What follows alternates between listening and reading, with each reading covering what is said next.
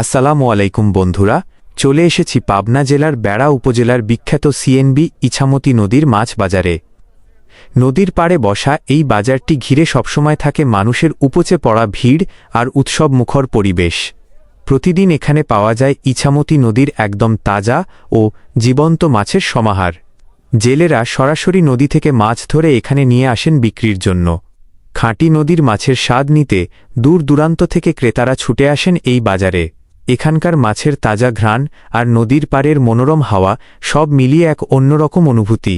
মাছের এই জমজমাট বাজারের ঠিক পাশেই রয়েছে আমাদের কাঁচা বাজারের অংশ, যেখানে পাওয়া যায় টাটকা ও তাজা সব শাকসবজি।